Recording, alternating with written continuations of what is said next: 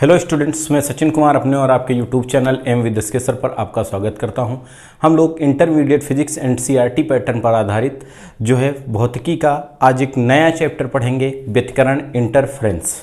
ठीक है, तो जैसा कि आपने देखा होगा कि अगर जल में तेल की एक बूंद गिर जाती है तो वो जल की सतह पर पूरी तरीके से फैल जाती है और उसे जब हम सूर्य के प्रकाश में देखते हैं तो उसमें हमें अनेक रंग दिखाई देते हैं। ठीक, इसी प्रकार जब साबुन की घोल का जो बूंद होता है बुलबुला, उसे जब हम सूर्य के प्रकाश में विभिन्न स्थितियों में देखते हैं तो हमें भी इसमें जो है कई रंग दिखाई देते हैं। तो क्या आपने कभी ये सोचा है कि ये किसके कारण होता है, इसके पीछे का कारण क्या है, ये हमको क्यों रंगीन दिखाई देते हैं?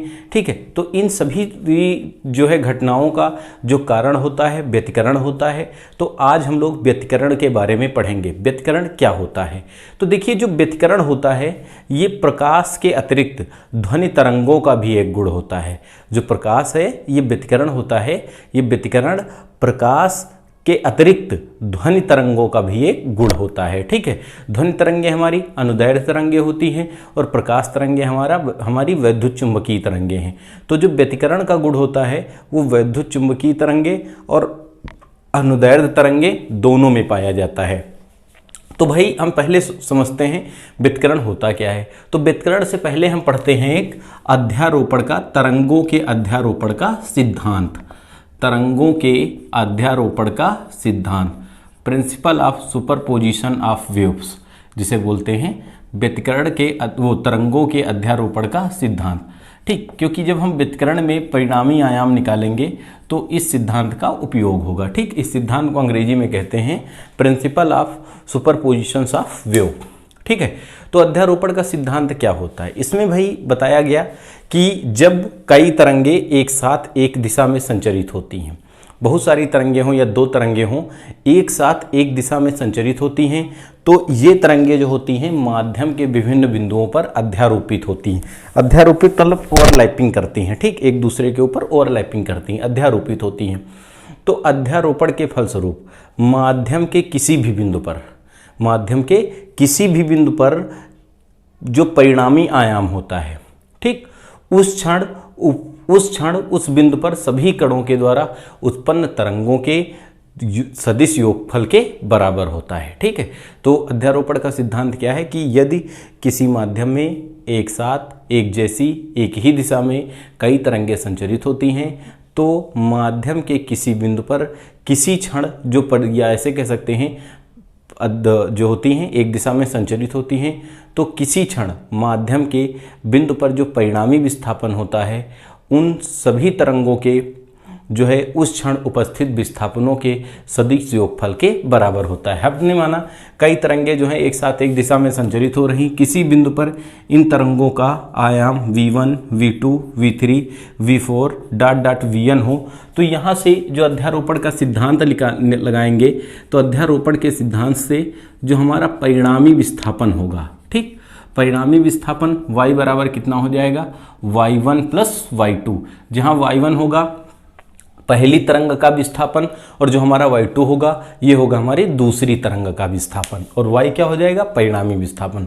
तो ये हमारा कहलाता है अध्यारोपण का सिद्धांत। और कई तरंगे हैं तो यहाँ से हम y3 plus y4 plus y5 yn लिख सकते हैं अगर n तरंगे हों तब। ठीक, तो ये जो सिद्धांत होता है हमारा कहलाता है अध्यारोपण का सिद्धांत। कथन कि जब किसी माध्यम में एक साथ एक जैसी कई तरंगे एक दिशा में संचरित होती हैं तो किसी क्षण माध्यम के किसी बिंदु पर इन तरंगों का जो परिणामी विस्थापन होता है सभी तरंगों के अलग अलग विस्थापनों के योगफल के बराबर होता है। यह जो सिद्धांत होता है हमारा अध्यारोपण का सिद्धांत कहलाता है। ठीक है, अब हम पढ़ेंगे भाई व्यतिकरण के बारे में। इंटरफेरेंस, व्यतिकरण क्या होता है? तो हमने आपको बताया भाई कि जो व्यतिकरण होता है ये तरंगों के साथ साथ प्रकाश का भी अपना एक गुण होता है। ठीक है, अर्थात ये प्रकाश तरंगों के साथ साथ ध्वनि तरंगों में भी पाया जाता है। व्यतिकरण होता क्या है? तो बताया गया भाई कि जैसे दो एक जैसी का मतलब क्या है, चाहे दोनों तरंगे अनुप्रस्थ हों या दोनों तरंगे अनुदैर्ध्य हों, ठीक, एक साथ एक दिशा में संचरित होती हैं तो ये एक दूसरे पर अध्यारोपित होती हैं। ये दोनों तरंगे एक दूसरे पर क्या होती है, अध्यारोपित होती हैं। तो अध्यारोपण के फलस्वरूप, ठीक, माध्यम के कुछ बिंदुओं पर इन तरंगों की तीव्रता बढ़ जाती है और कुछ बिंदुओं पर इन तरंगों की तीव्रता घट जाती है। कुछ बिंदुओं पर तीव्रता बढ़ेगी, कुछ बिंदुओं पर तीव्रता घटेगी। तो तरंगों की तीव्रता में होने वाला जो यह उतार और चढ़ाव होता है, यही उतार चढ़ाव हमारा क्या कहलाता है, व्यतिकरण कहलाता है। ठीक, तो व्यतिकरण क्या होगा, जब समान आवृत्ति, आवृत्तियां तरंगों की क्या हो, समान आवृत्ति की तथा लगभग समान आयाम, आयाम समान हो या लगभग समान हो, एक साथ एक दिशा में संचरित होती हैं, तो ये एक दूसरे पर अध्यारोपित होती हैं। तो अध्यारोपण के फलस्वरूप माध्यम के कुछ बिंदुओं पर जो परिणामी तीव्रता होती है, इसको दो प्रकार से कहते हैं। परिणामी तीव्रता इन तरंगों की अलग अलग तीव्रताओं के योग से भिन्न होती है। ठीक, अर्थात कुछ बिंदुओं पर अधिकतम होती है और कुछ बिंदुओं पर न्यूनतम अर्थात शून्य होती है। तो यही तरंगों की तीव्रता में होने वाला यह उतार और चढ़ाव क्या कहलाता है, व्यतिकरण कहलाता है। जैसे ध्वनि तरंगे का व्यतिकरण समझिए, कई लोग पास में खड़े हैं, ठीक, ये लोग अगर एक साथ बोलें, एक साथ ध्वनि उत्पन्न करें, तो यहाँ पर जो ध्वनि की तीव्रता होती है बहुत बढ़ जाती है। ठीक, स्पष्ट सुन लेंगे, आपको सुनाई देगी क्या बोल रहे हैं। लेकिन अगर सब लोग बोलें और सबकी कलाओं का आयाम समान ना हो तो तीव्रता घट जाएगी और उसमें आप समझ नहीं पाओगे कि ये बोल क्या रहे हैं। ठीक, तो ये ध्वनि तरंगों का व्यतिकरण हुआ। हम पढ़ेंगे यहाँ से प्रकाश तरंगों का व्यतिकरण। क्या होता है भाई, प्रकाश तरंगों का व्यतिकरण। प्रकाश तरंगों का व्यतिकरण, इंटरफेरेंस ऑफ वेवलाइट्स। ठीक, तरंगों का व्यतिकरण। देखो भाई, प्रकाश तरंगों का व्यतिकरण क्या होगा, परिभाषा वही है, बस इसमें केवल हम प्रकाश जोड़ देंगे। ठीक, कि जब लगभग दो एक जैसी प्रकाश तरंगे, एक जैसी का मतलब दोनों तरंगे अनुप्रस्थ हों या अनुदैर्ध्य हों। अब यहाँ जब प्रकाश तरंगों की बात करते हैं तो पहले प्रकाश तरंगे अनुदैर्ध्य और अनुप्रस्थ दोनों मानी गई थी, बाद में माना गया था कि प्रकाश तरंगे अनुप्रस्थ तरंगे हैं। ठीक है, तो बताया गया दो एक जैसी समान आवृत्ति तथा लगभग समान आयाम की, ऐसे कह सकते हैं, जब समान आवृत्ति तथा लगभग समान आयाम की दो तरंगे एक साथ एक दिशा में संचरित होती हैं, प्रकाश तरंगे एक साथ एक दिशा में संचरित होती हैं, तो ये माध्यम के विभिन्न बिंदुओं पर अध्यारोपित होती हैं। अध्यारोपण के फलस्वरूप माध्यम के कुछ बिंदुओं पर परिणामी तीव्रता बढ़ जाती है और कुछ बिंदुओं पर परिणामी तीव्रता घट जाती है।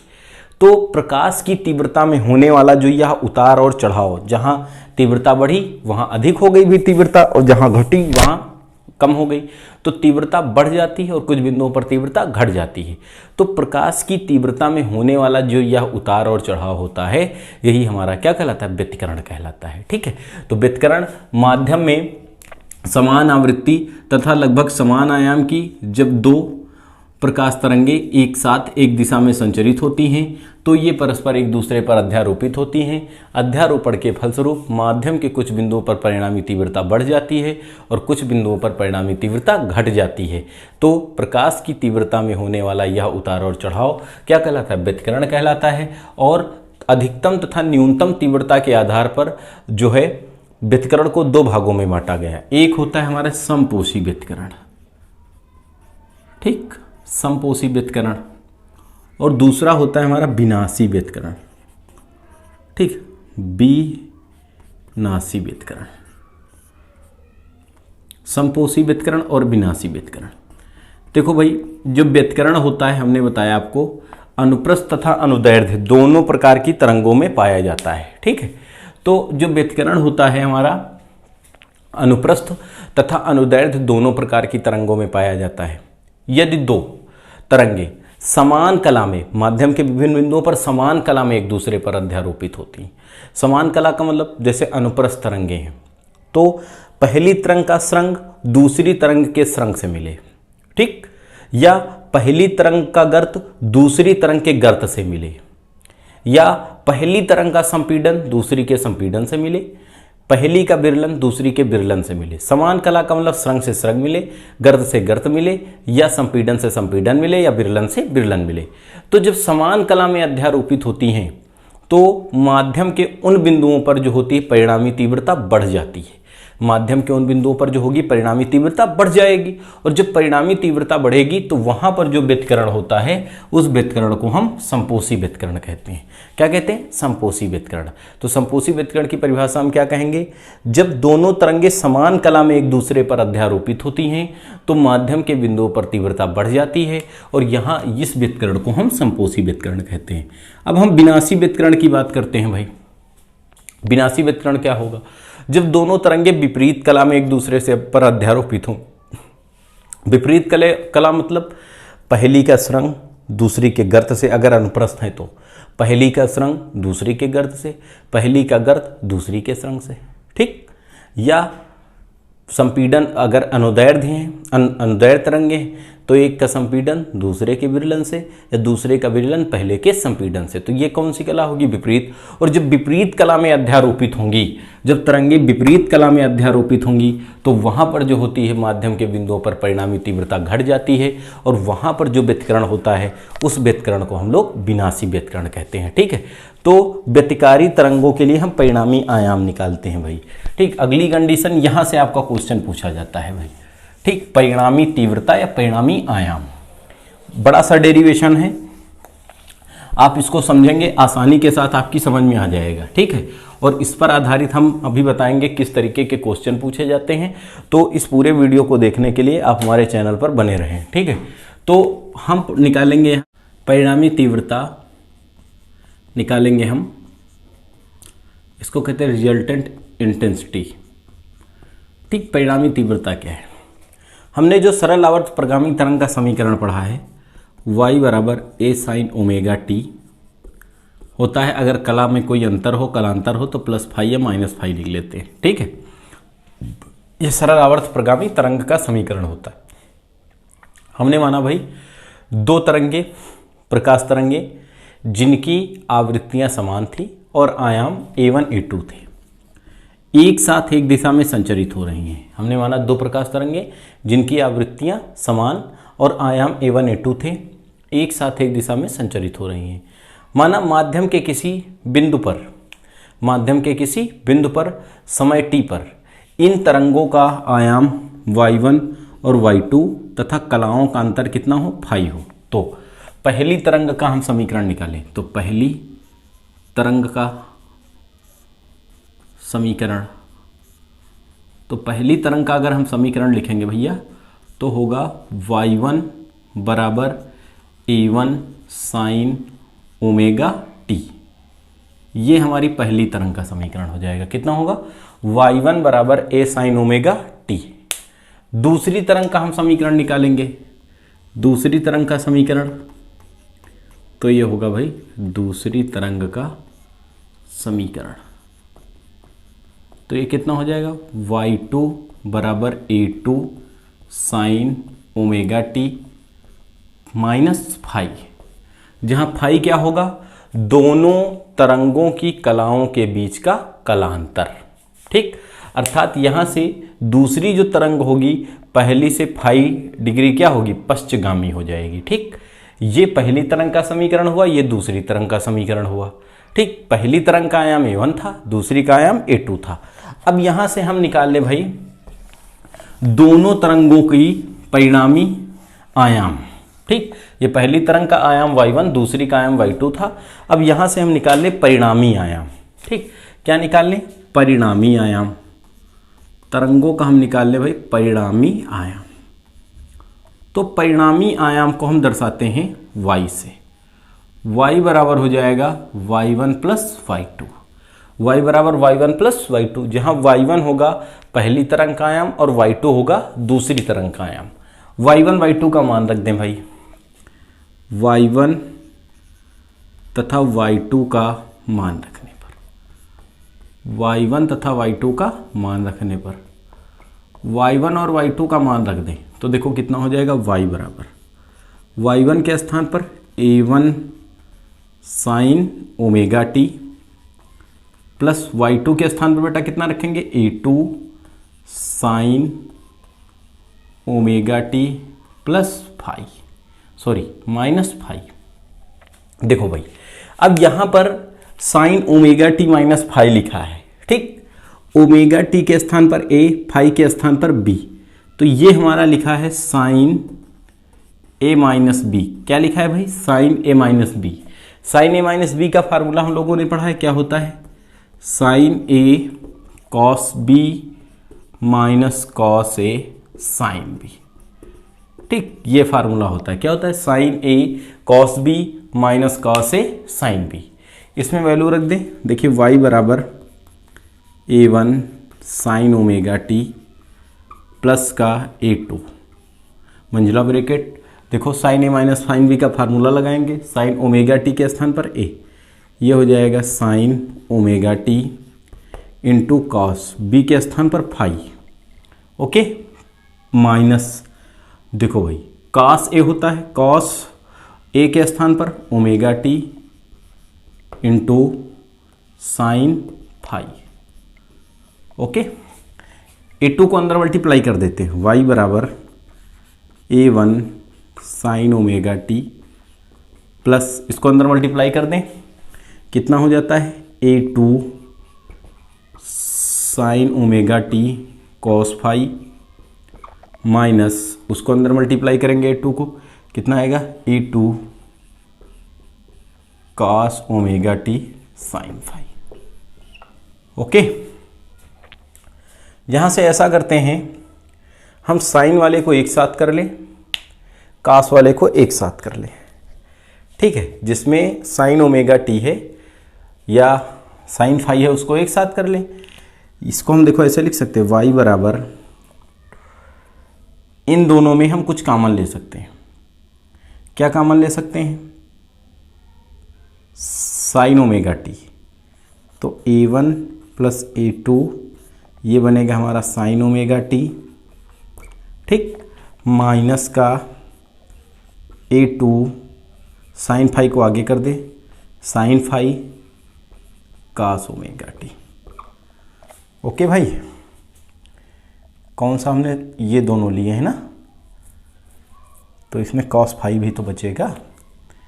A1 A2, देखो यहाँ से इन दोनों में हमने साइन ओमेगा टी कॉमन ले लिया है, तो कितना बचेगा? A1 plus A2 cos phi. ठीक, sine omega T minus A2 sine phi को आगे कर लिया, कॉस ओमेगा टी। इतनी बात समझ गए भाई सब लोग? अब यहां से हम कुछ मान लेंगे भाई। क्या मान लेंगे? माना, दो अचर राशियां यहां से हम मानेंगे। कौन सी राशि मानेंगे? हम मान ले भाई, माना, क्या माना? A1 plus A2 cos phi बराबर R cos theta. A1 plus A2 cos phi बराबर कितना माना? R cos theta. तथा A2 साइन फाई बराबर R साइन थीटा। देखो यहां से हमने क्या किया, जो साइन वाला था उसके साथ साइन माना, जो कॉस वाला था उसके साथ कॉस माना। ठीक, यहां से हमने माना कि भाई ये जहां R तथा थीटा एक तरीके से नियतांक है, इसके लिए थीटा नियतांक है। अब समझो यहां से बात, समीकरण एक ही अगर इसे कहते हैं। ठीक, तो समीकरण एक से कितना होता है? इसको मान लेते समीकरण 2, इसको मान लेते समीकरण 3। तो पहले हम आते समीकरण एक में। समीकरण एक से, समीकरण एक से देखो कितना लिखा है? y बराबर A1 plus A2 cos phi के स्थान पर R कॉस थीटा लिखते, ये होता हमारा R cos theta into sine omega T minus का A2 साइन फाई के स्थान पर R sine theta into cos omega T.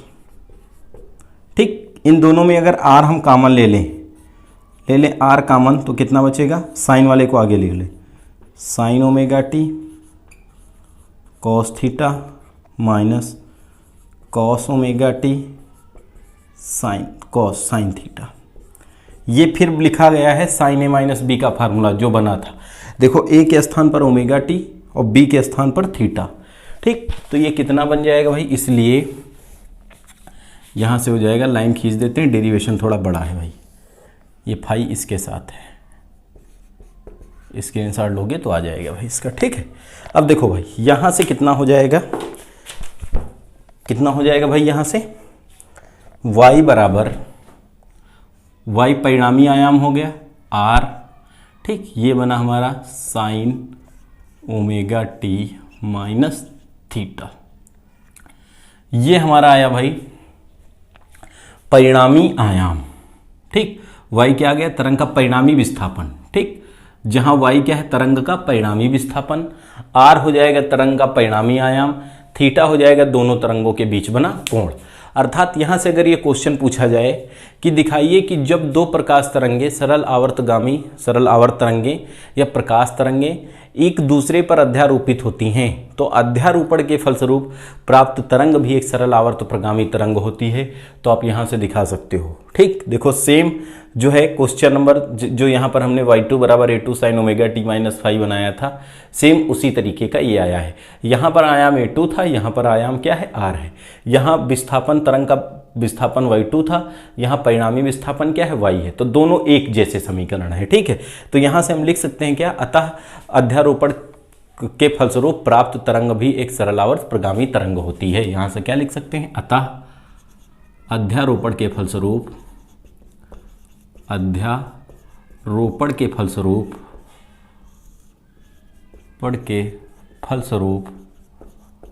प्राप्त तरंग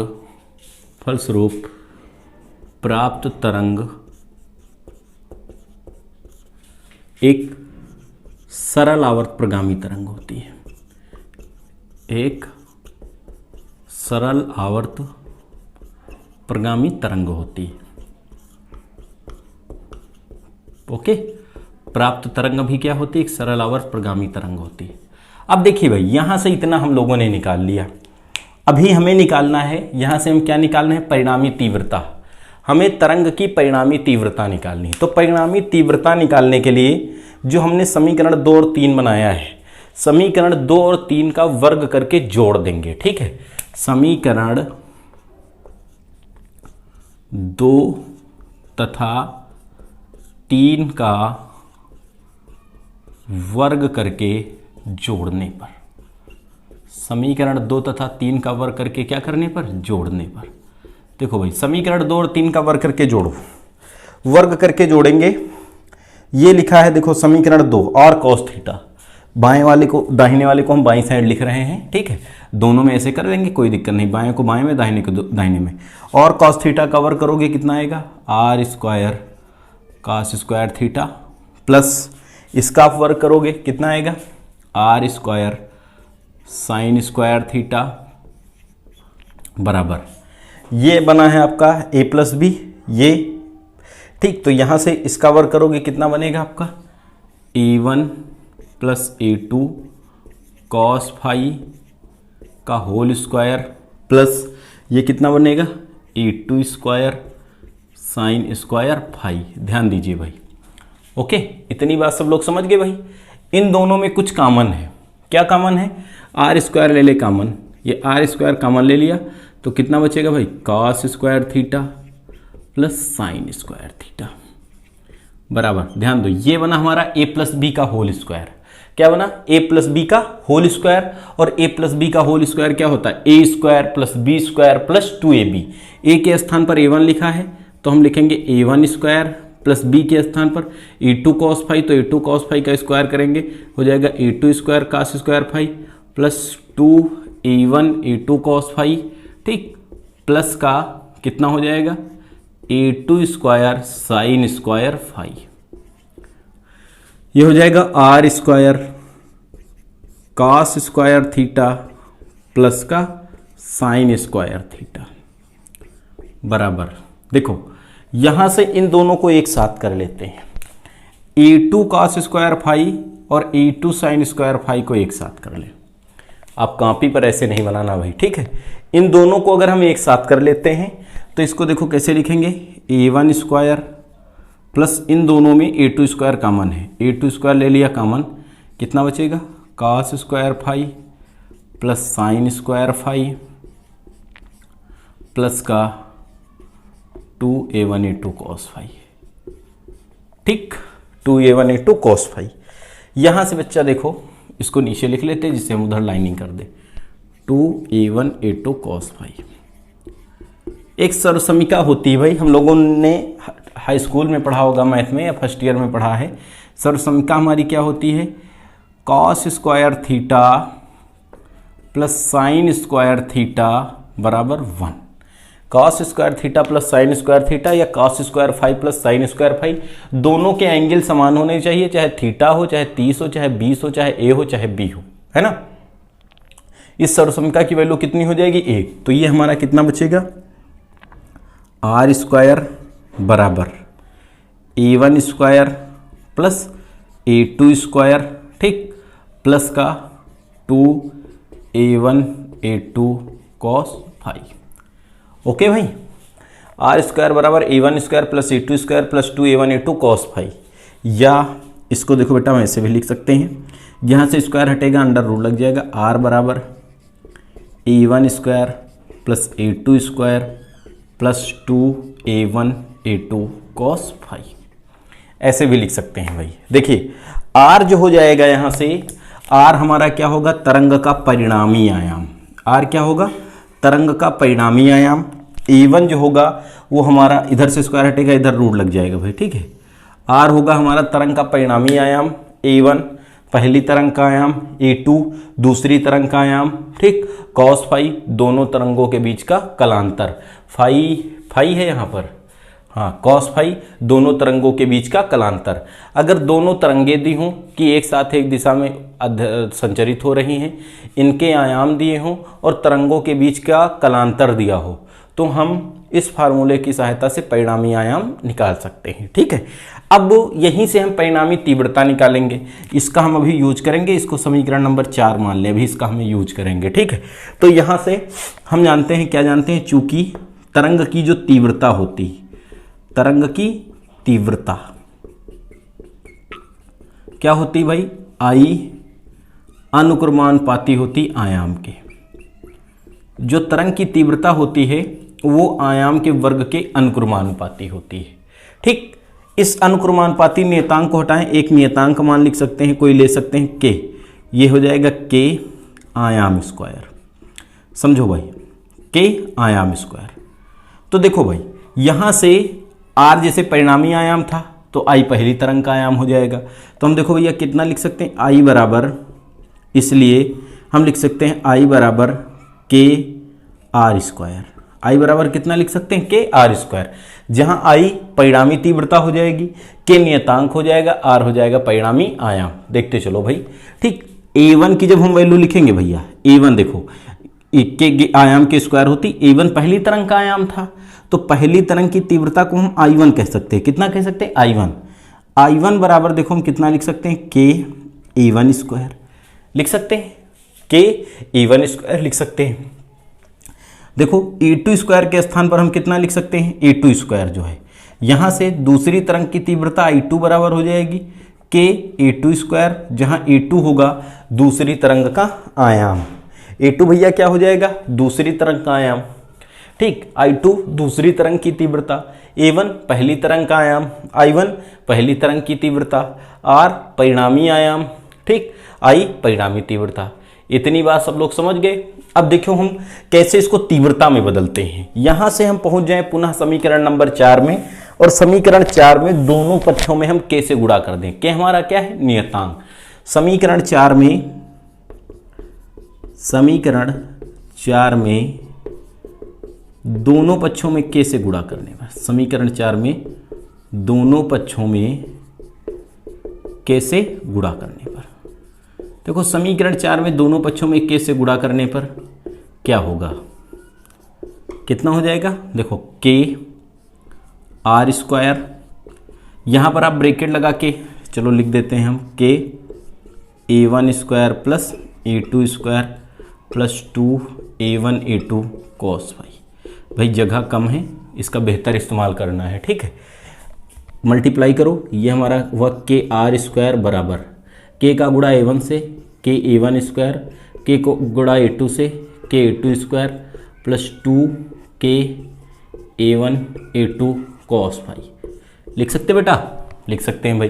देखो थोड़ा और परिवर्तन कर दें, या इसको मैं ऐसे लिख दें के आर स्क्वायर बराबर के ए वन स्क्वायर प्लस के ए टू स्क्वायर प्लस 2, है ना, अंडर रूट के ए वन इंटू अंडर रूट के ए टू इंटू कॉस फाई। लिख सकते हैं भाई, देखो अंडर रूट के का गुणा अंडर रूट के से होगा, कितना हो जाएगा के।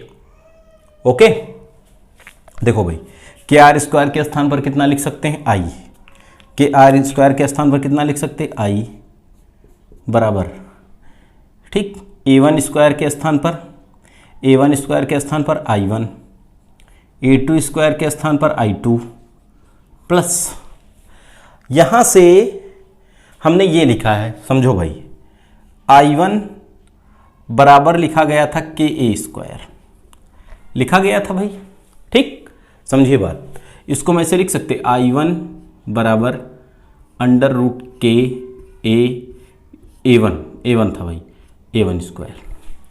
देखो स्क्वायर ओपन होगा, रूट के का वर्ग के, ए वन का वर्ग ए वन स्क्वायर, यहां से स्क्वायर हटेगा, ये लग जाएगा अंडर रूट आई वन।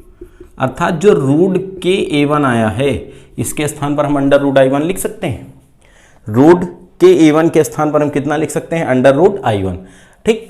यहां से लिख सकते हैं 2 अंडर रूट के ए वन के स्थान पर अंडर रूट आई वन, के ए टू के स्थान पर अंडर रूट आई टू, और ये कॉस फाई हो जाएगा, कॉस फाई, ठीक। समझो भाई बात हमारी, आई वन क्या है, पहली तरंग की तीव्रता, वो आई क्या है, परिणामी तीव्रता, आई वन पहली तरंग की तीव्रता, आई टू दूसरी तरंग की तीव्रता, फाई दोनों तरंगों के बीच का कलांतर। अगर हमें दोनों तरंगों के बीच का कलांतर दिया हो, दोनों तरंगों के बीच का क्या दिया हो, कलांतर दिया हो, दोनों तरंगों की तीव्रताएं दी हों, तो इस फार्मूले की सहायता से हम परिणामी तीव्रता निकाल सकते हैं। परिणामी तीव्रता आई बराबर हो जाएगी I one plus I two plus 2 under root I one under root I two cos phi, ठीक, जहां फाई हो जाएगी दोनों तरंगों के बीच के कला। ये बात हुई भाई। अब देखिए ये हमने परिणामी आयाम और परिणामी तीव्रता निकाल ली। अब हम व्यतिकरण में जब हम लोगों ने पढ़ा था कि व्यतिकरण होता है 2 प्रकार का, कितने प्रकार का, 2। एक हमारा होता है संपोषी व्यतिकरण और एक होता है विनाशी व्यतिकरण। तो संपोषी व्यतिकरण में हम लोगों ने पढ़ा था कि संपोषी व्यतिकरण की स्थिति में जो तीव्रता होती है वो अधिकतम होती है, तीव्रता और आयाम दोनों अधिकतम होते हैं। लेकिन विनाशी व्यतिकरण की अवस्था में तीव्रता और आयाम जो होते हैं वो दोनों न्यूनतम होते हैं, ठीक। संपोषी व्यतिकरण की अवस्था में तीव्रता और आयाम दोनों अधिकतम होते हैं और विनाशी व्यतिकरण की स्थिति में जो तीव्रता और आयाम होते हैं दोनों न्यूनतम होते हैं। तो देखिए भाई, अब यहां से हम कहेंगे अधिकतम तथा न्यूनतम तीव्रता कब प्राप्त होगी। देखा जाए भाई तो आयाम की बात करते हैं। ये जो आयाम लिखा है आर बराबर under root a one square plus a two square plus 2 a one a two cos phi, ठीक। तो यहां पर जो तरंग का आयाम देखा जाए और तरंग की जो तीव्रता देखी जाए, दोनों कॉस फाई पर निर्भर करते हैं, फाई पर निर्भर करते हैं। किस पर, फाई, अर्थात कह सकते कॉस फाई पर निर्भर करते हैं। अगर कॉस फाई का मान अधिकतम होगा तो तीव्रता अधिकतम होगी, तीव्रता और आयाम दोनों अधिकतम होंगे। अगर कॉस फाई का मान न्यूनतम होगा तो तीव्रता और आयाम दोनों न्यूनतम होंगे, ठीक। तो यहां से जो तरंग का आयाम और जो तीव्रता है वो दोनों किस पर निर्भर कर रहे हैं, इन तरंगों के बीच के कलांतर पर निर्भर करते हैं। कलांतर क्या है, फाई, तो कॉस फाई आया है, अर्थात हम कह सकते हैं कॉस फाई पर निर्भर करता है। अगर कॉस फाई का मान अधिकतम होगा तो दोनों तरंगों के बीच की तीव्रता और आयाम अधिकतम होंगे। अगर दोनों तरंग कॉस फाई का मान न्यूनतम होगा तो दोनों तरंगों के बीच की तीव्रता और आयाम दोनों न्यूनतम होंगे। समझो भाई। अब कॉस फाई जो होता है, कॉस फाई का अधिकतम मान कितना होता है, 1। कॉस फाई का अधिकतम मान 1 और कॉस फाई का जो न्यूनतम मान होता है -1, ठीक। तो हम यहां से लिखेंगे अधिकतम तथा न्यूनतम तीव्रता के लिए, अधिकतम तथा न्यूनतम तीव्रता के लिए, अधिकतम तथा न्यूनतम तीव्रता के लिए। समझो बात,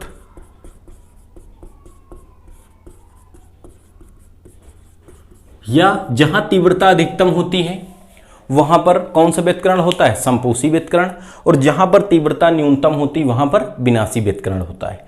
तो अधिकतम तथा न्यूनतम तीव्रता के लिए पहली हेडिंग हम लिखते हैं अधिकतम तीव्रता के लिए। ठीक, किसके लिए, अधिकतम तीव्रता के लिए। भाई हमने कहा जो तरंग की तीव्रता और आयाम है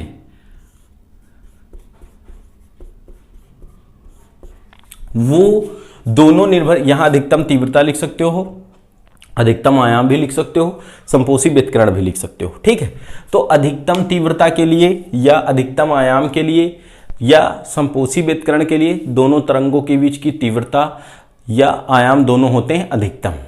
तो ये दोनों किस पर निर्भर कर रहे हैं, cos फाई पर निर्भर कर रहे हैं। cos फाई की जो अधिकतम वैल्यू होती है, समझिए भाई, cos फाई की अधिकतम वैल्यू होती 1 + 1। cos फाई की भैया अधिकतम वैल्यू कितनी होती, +1 होती है।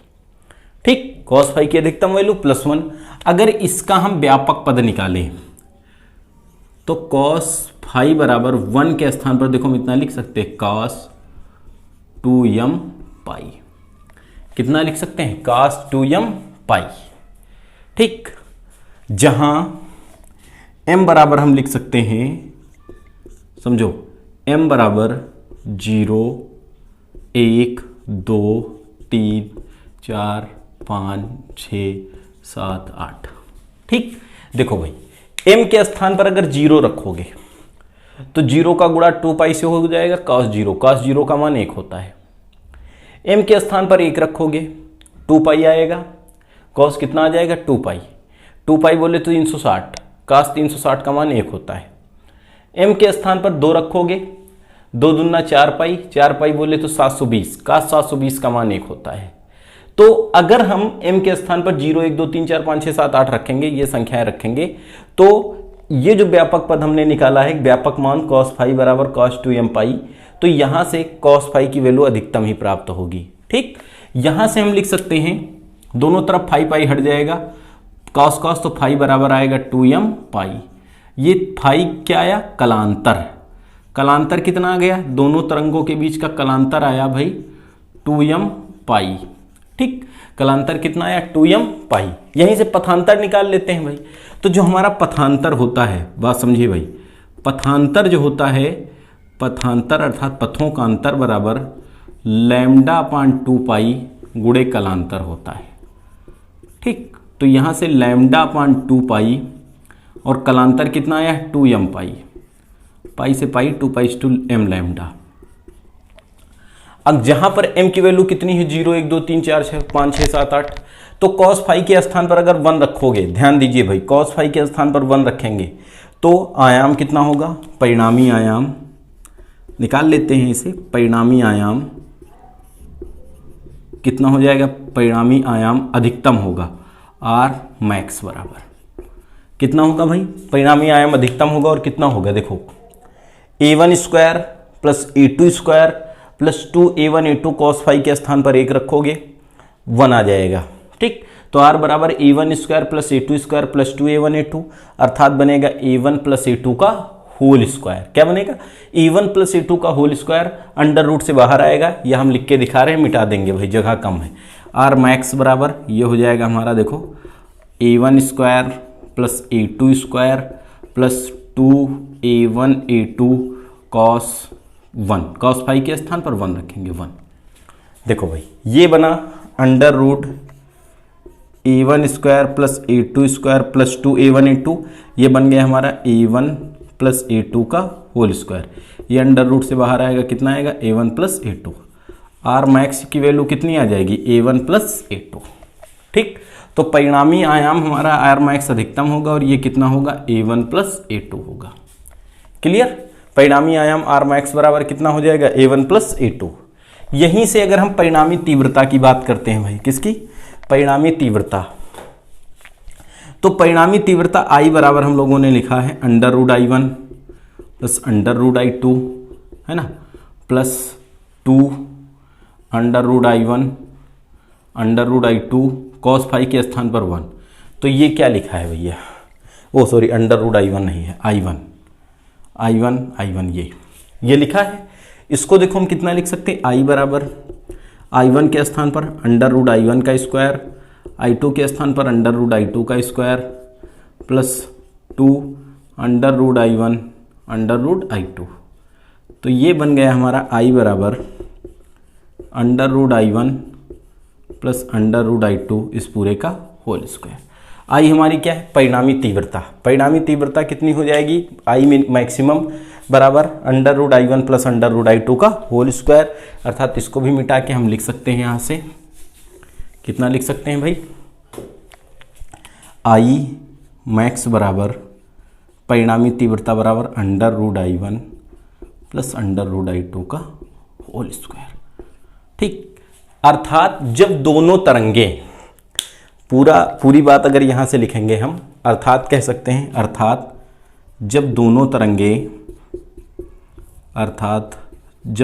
तरंगे, ध्यान दो भाई, दोनों तरंगे m के स्थान पर 0 रखेंगे, तरंगे m के स्थान पर देखो 0 रखेंगे 0 डिग्री, m के स्थान पर 1 रखेंगे 2 पाई, m के स्थान पर 2 रखेंगे 4 पाई, m के स्थान पर 3 रखेंगे 6 पाई डॉट डॉट कलांतर, तथा m के स्थान पर 0 रखेंगे 0, m के स्थान पर 1 रखेंगे लैम्डा, m के स्थान पर 2 रखेंगे 2 लैम्डा, m के स्थान पर 3 रखेंगे 3 लैम्डा 4 लैम्डा डॉट डॉट आदिक पथांतर पर, 4 लैम्डा पथांतर पर क्या होंगी भाई, अध्यारोपित होंगी, अध्यारोपित होंगी।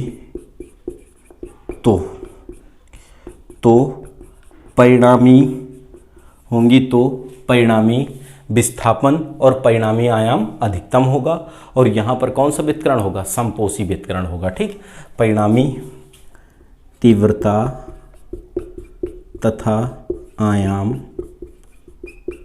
अधिकतम होंगे, आयाम अधिकतम होंगे, और इन स्थानों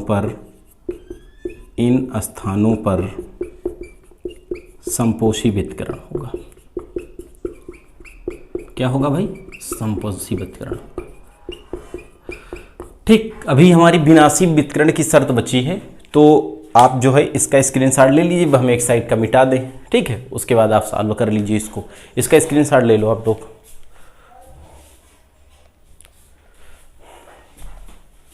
हो गया। अब देखिए जो है विनाशी व्युत्करण के लिए हम ये साइड मिटा दें, उसके बाद इसको हम सॉल्व कर लेते हैं। ठीक, विनाशी व्युत्करण अर्थात विनाशी व्युत्करण, या उसे क्या कहते हैं, न्यूनतम तीव्रता।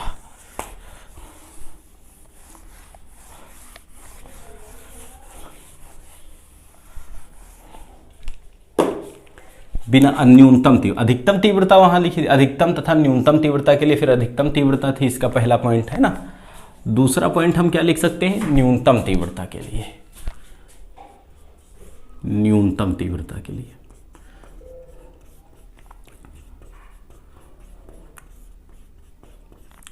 जब न्यूनतम तीव्रता के लिए लिखेंगे भाई, तो देखिए अभी हमने बात बताई कि जो दोनों तरंगों का परिणामी आयाम और जो परिणामी तीव्रता होती है वो दोनों इसकी कला पर निर्भर करती है। तो कला cos फाई है, अगर cos फाई का मान न्यूनतम होगा तो परिणामी आयाम और परिणामी तीव्रता न्यूनतम होगी।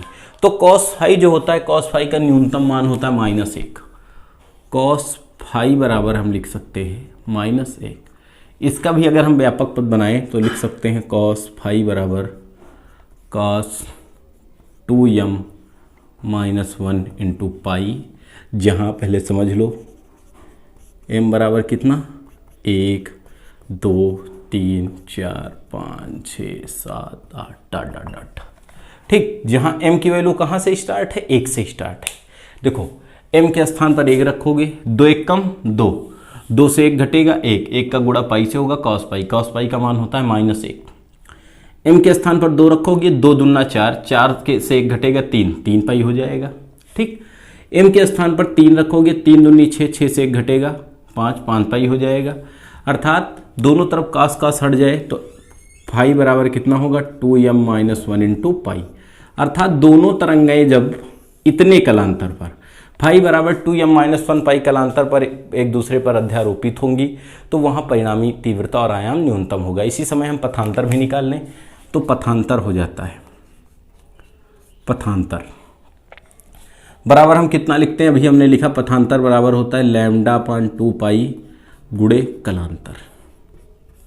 ठीक, तो पथांतर कितना होगा समझो भाई, यहाँ से पथांतर बराबर λ/2 पाई और कलांतर के स्थान पर कितना रखेंगे 2m-1 इंटू पाई, पाई से पाई कट जाएगा, कितना हो जाएगा, अंदर मल्टीप्लाई करना चाहो 2 को, ये हो जाएगा 2m-1 इंटू λ/2।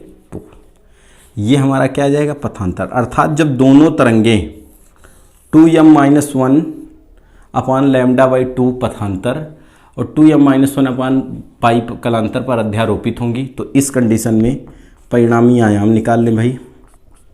परिणामी आयाम R दोनों क्या होंगे मिनिमम, कितना होगा R मिनिमम बराबर, देखो भाई cos फाई के स्थान पर हम 1 रखेंगे, कितना रखेंगे सॉरी -1, cos फाई के स्थान पर -1 रखेंगे तो कितना आएगा R बराबर E1 square plus E2 square, cos phi के स्थान पर -1 रखोगे, -1 का गुणा प्लस 2a1a2 से होगा, कितना हो जाएगा -2a1a2, ये बन जाएगा R मिनिमम बराबर a1 - a2 का होल स्क्वायर।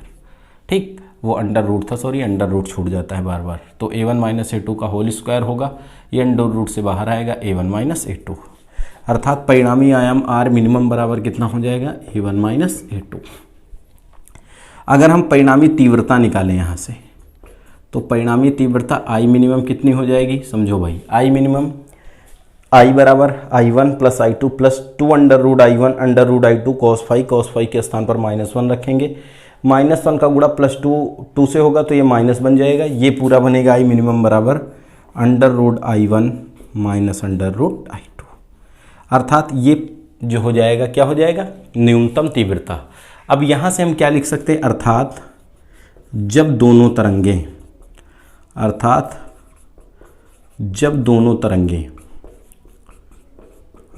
दोनों तरंगे यहाँ से समझो, जब दोनों तरंगे m के स्थान पर 1 रखेंगे, कितना आया है पाई, तरंगे पाई, m के स्थान पर 2 रखेंगे, 2 दूना 4 से 1 घटेगा 3, 3 पाई, 5 पाई, 7 पाई, 9 पाई डॉट डॉट कलांतर तथा, ठीक कलांतर तथा m के स्थान पर 1 रखेंगे, 2 एकम 2 से 1 घटेगा λ/2, m के स्थान पर 2 रखेंगे, 2 दूना 4, 4 से घटेगा 3, 3 λ/2, m के स्थान पर 3 रखेंगे, 3 दूनी 6, 6 से घटेगा 3 दूनी 6, 6 से घटेगा 5, 5 λ/2 और ये 7 λ/2। पथांतर पर क्या होंगी अध्यारोपित होंगी, अध्यारोपित होंगी तो परिणामी तीव्रता तथा आयाम न्यूनतम होंगे, तीव्रता तथा आयाम न्यूनतम होंगे, और जब ये न्यूनतम होंगे तो कौन सा व्युत्करण होंगे तो यह विनाशी व्युत्करण होगा। ठीक, ये हो गया भाई अधिकतम तथा न्यूनतम तीव्रता के लिए व्यंजक। अब अधिकतम और न्यूनतम तीव्रता पर आधारित क्वेश्चन कैसे पूछे जाते हैं भाई, ये जैसे हम आपको बता रहे हैं, ठीक कि इन पर आधारित क्वेश्चन कैसे पूछे जाते हैं। जैसे कहा गया, इसका भी आप स्क्रीनशॉट ले लीजिए, फिर हम लोग पढ़ते हैं, इसको मिटा दें। अब इस पर आधारित क्वेश्चन समझिए, 1 नंबर में एक क्वेश्चन आता है। हमने कुछ चीज़ें पढ़ी हैं भाई, जैसे हमने पढ़ा है, यहाँ से कुछ फार्मूले पढ़े हैं, उनका हम विश्लेषण करने जा रहे हैं। जैसे सबसे पहले पढ़ा I अनुक्रमानुपाती a²। जो तरंग की तीव्रता होती है वो आयाम के वर्ग के अनुक्रमानुपाती होती है, तरंग की तीव्रता आयाम के वर्ग के अनुक्रमानुपाती होती है। पढ़ा हमने I मैक्स अर्थात अधिकतम तीव्रता बराबर under root I1 plus under root I2 का होल स्क्वायर। ठीक, न्यूनतम तीव्रता हमने पढ़ा I मिनिमम बराबर under root I1 minus under root I2 का होल स्क्वायर। क्लियर? ठीक। आयाम की बात हमने पढ़ी, तो आयाम में हमने पढ़ा आर मैक्स बराबर A1 प्लस A2 और आर मिनिमम बराबर पढ़ा A1 माइनस A2, लेकिन ये किस कंडीशन में? A1 ग्रेटर देन A2 हो तब। अगर A2 बड़ा होगा तो A2 से A1 को घटा देंगे। क्लियर? अब समझो बात। यहाँ से क्वेश्चन आता है कि हमारी दो तरंगें दी गई हैं, दोनों तरंगों के आयाम दिए हों, सपोज दैट क्या दिए हों? आयाम, और पूछा जाए इनकी अधिकतम तथा न्यूनतम तीव्रताओं का अनुपात बताओ। समझो क्या दिया गया है? दो तरंगों के आयाम दिए गए हैं, जैसे दिया गया आयामों का अनुपात A1/A2 बराबर दे दिया गया 4:3। A1/A2 का मान कितना दिया गया? 4:3। कहा जाए इनकी अधिकतम तथा न्यूनतम तीव्रताओं का अनुपात निकालो। तो देखो ये अधिकतम और ये न्यूनतम है। अगर अधिकतम और न्यूनतम तीव्रता का अनुपात निकालें, समझो बात हमारी, अधिकतम तथा न्यूनतम तीव्रता का अनुपात दो फार्मूले यहां से बताएंगे, और दो जो है आयाम के पदों में, दो तीव्रता के पदों में। ध्यान से समझिएगा, नहीं समझ में नहीं आएगा। ठीक, अधिकतम तथा न्यूनतम तीव्रता का अनुपात, अधिकतम तथा न्यूनतम तीव्रता का अनुपात।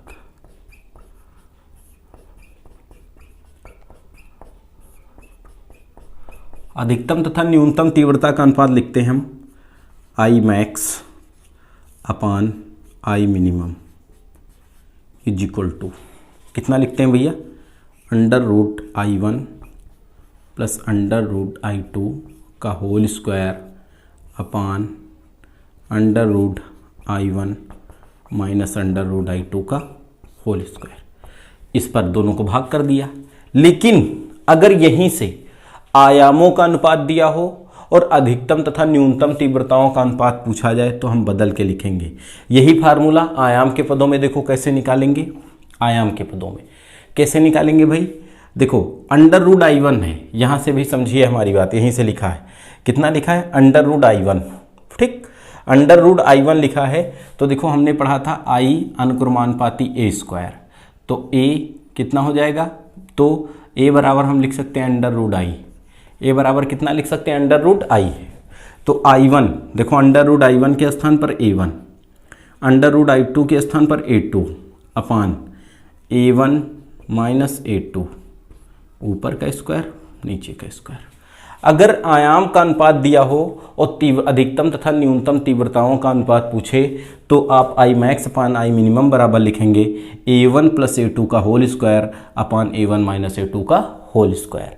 अगर तीव्रताओं का अनुपात दिया हो और अधिकतम तथा न्यूनतम तीव्रताओं का अनुपात पूछे तो आप ये फार्मूला बहुत ही आसानी के साथ लगा सकते हैं। क्लियर? इसी प्रकार अधिकतम तथा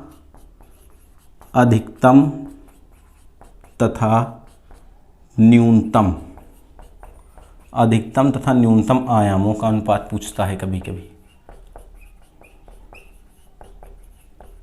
अधिकतम तथा न्यूनतम आयामों का अनुपात तो हम लिखते हैं भैया R मैक्स अपान R मिनिमम बराबर A1 प्लस A2 अपान A1 माइनस A2।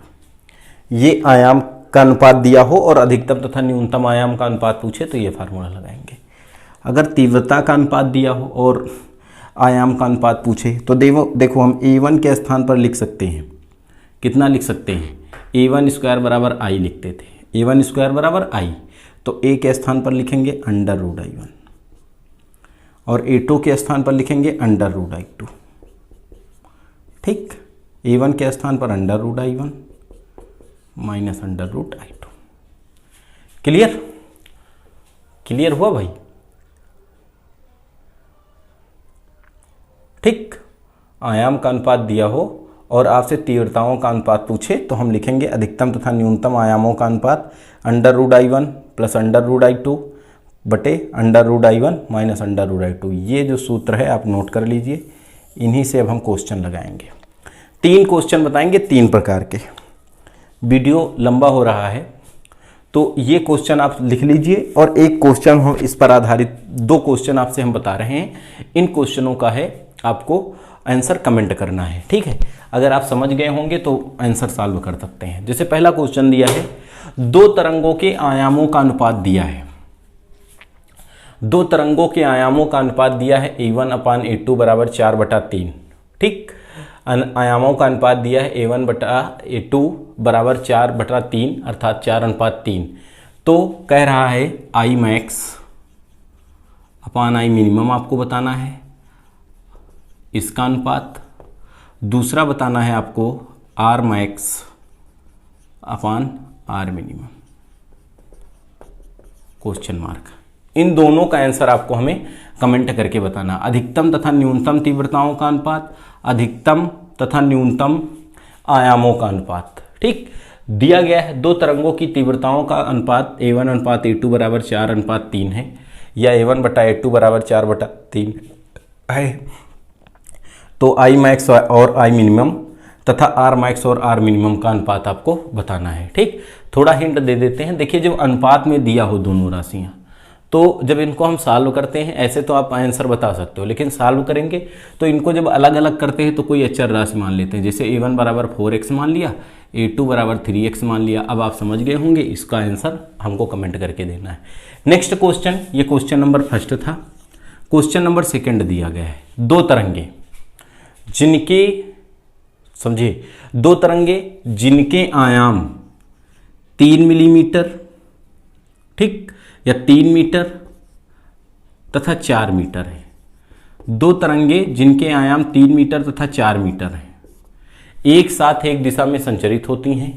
परिणामी आयाम निकालिए। क्या निकालिए? परिणामी आयाम। फर्स्ट कंडीशन, जब दोनों 0 डिग्री कोण पर अध्यारोपित हों। जब जो दोनों कब अध्यारोपित हों? दोनों के बीच के कोण कितने हों? 0 डिग्री। और दूसरा, जब दोनों के बीच का कोण 90 डिग्री हो।